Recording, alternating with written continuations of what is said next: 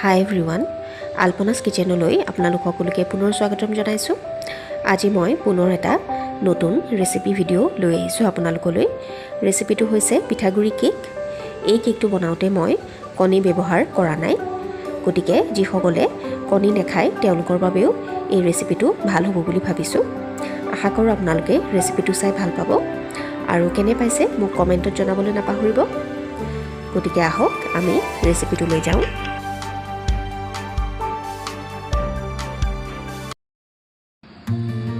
কেকটো বনাবলৈ মই কেকৰ টিন এটাত আধা চামুচমান ৰিফাইন তেল দি লৈছোঁ।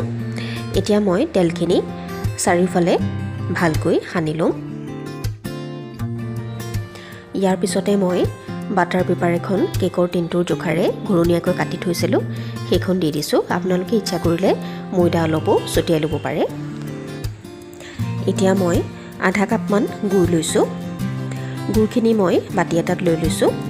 গুড়খিনি অকণমান গৰমৰ দিন কাৰণে গলিয়ে গৈছে আৰু আপোনালোকে ইচ্ছা কৰিলে গুড়া যিটো পায় গুড়ি গুড় সেইটো ল'ব পাৰে।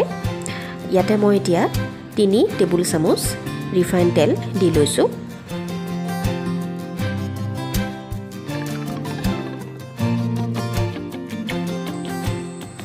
এতিয়া তেলৰ লগত গুড়খিনি ভালকৈ মিহলাই ল'ম। গুড়খিনি যিহেতু গলি আছে সেইকাৰণে মিলাওঁতে অকণমান দিগদাৰ হৈছে। পিছে অলপ পিছতে মই গাখীৰ মিলালে তেতিয়া এনেও গুড়খিনি গলি যাব। ইয়াতে এতিয়া মই 4 টেবুল চামুচ গাখীৰ দিছোঁ।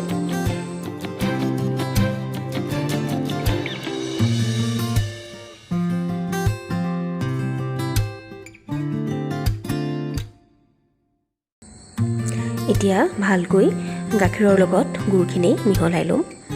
এয়া দেখিছে ভালদৰে মিহলি হৈ গৈছে।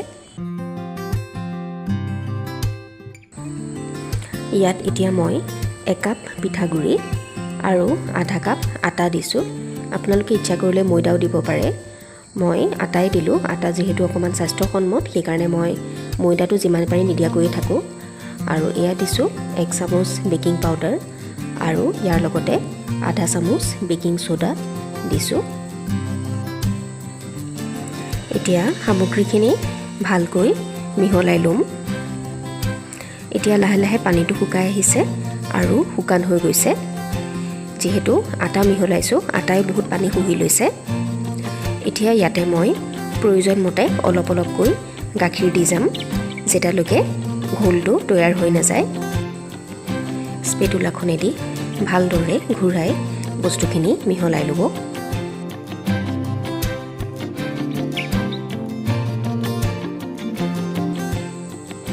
ইয়াতে এতিয়া মই সোৱাদৰ বাবে অলপমান ডালচেনি গুড়ি মিহলাই দিছোঁ।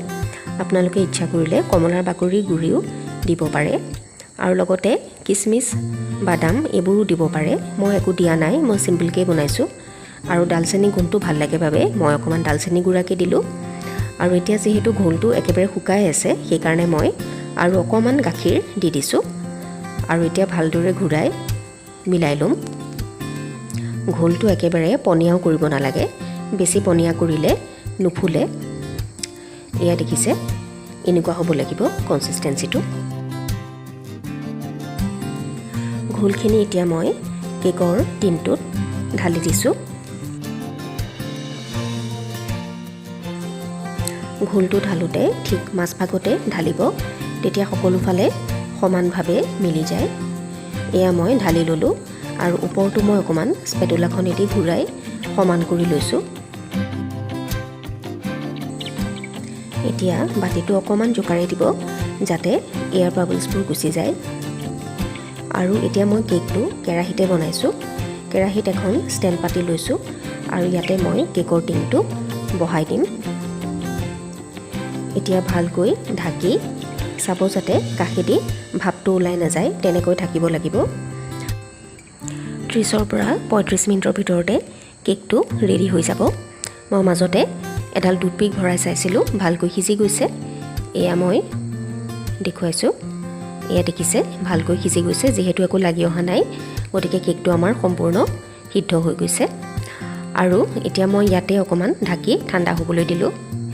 এয়া কেকটো সম্পূৰ্ণ ঠাণ্ডা হ'ল। ঠাণ্ডা হোৱাৰ পিছত আপোনালোকক এয়া মই উলিয়াই দেখুৱাইছোঁ। কেকৰ কাষটো মই কটাৰী এখন দি কাটি ল'লোঁ আৰু এতিয়া থাল এখনত কেকৰ টিনটো উভতাই দিছোঁ। অকণমান লাহে লাহে জোকাৰি দিব, তেতিয়া কেকটো ধুনীয়াকৈ ওলাই আহিব। কেকটো যথেষ্ট কোমলেই হৈছে। এতিয়া মই তলত থকা বাটাৰ পেপাৰখন এৰুৱাই দেখুৱাইছোঁ আপোনালোকক। এয়া দেখিছে, ধুনীয়াকৈ কেকটো বেক হৈ গৈছে। আপোনালোকে যদি কণী দিয়া কেক খাই ভাল পায় তেতিয়াহ'লে ইয়াতে কণী এটা মিলাই দিব পাৰে। মই কণী মিলাই দিয়া নাই আৰু আমাৰ কেকটো ৰেডি হৈ গৈছে। এয়া মই লুটিয়াই দেখুৱাইছোঁ আপোনালোকক, দেখিছে সুন্দৰকৈ আমাৰ কেকটো তৈয়াৰ হৈ গৈছে। এতিয়া মই অকণমান কাটি দেখুৱাওঁ কেনেকুৱা হৈছে কেকটো।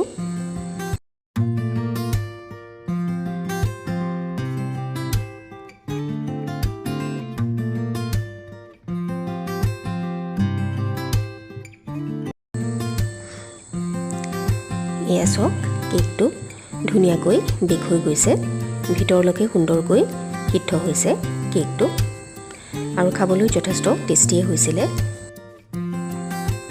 আশা কৰোঁ আপোনালোকে কেকৰ ৰেচিপিটো ভালেই পাইছে। ভাল পালে লাইক, শ্বেয়াৰ আৰু ছাবস্ক্ৰাইব কৰিবলৈ নাপাহৰিব। গতিকে পুনৰ এটা নতুন ৰেচিপি ভিডিঅ' লৈ আপোনালোকৰ ওচৰলৈ আহিম। আজিলৈ আহিছোঁ, ধন্যবাদ।